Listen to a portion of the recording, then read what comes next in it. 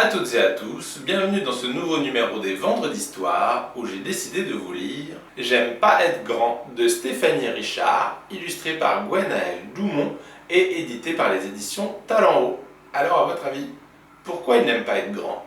Il n'y a qu'un seul moyen de le savoir, c'est d'écouter l'histoire. J'aime pas être grand, ni dans ma tête ni en centimètres.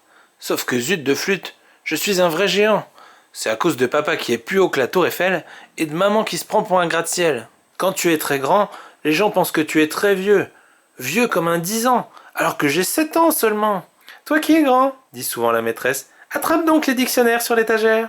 Mais moi je suis pas Superman, je suis Nolan. L'autre jour, une dame m'a même dit Oh, tu ne vas pas pleurer pour ce petit bobo, tu es un grand maintenant.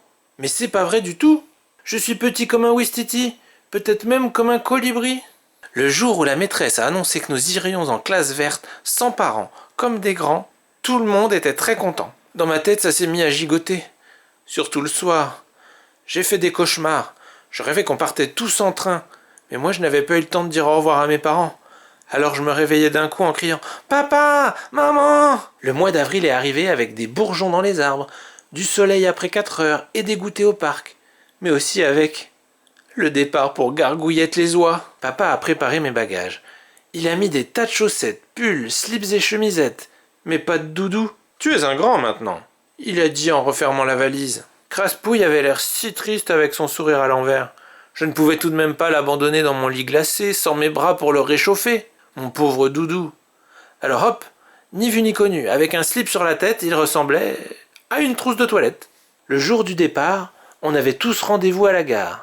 Tu es un grand maintenant, m'ont dit papa et maman, et ils m'ont fait des bisous très forts. Après un train, 3 bus et quelques vomis, on est enfin arrivé.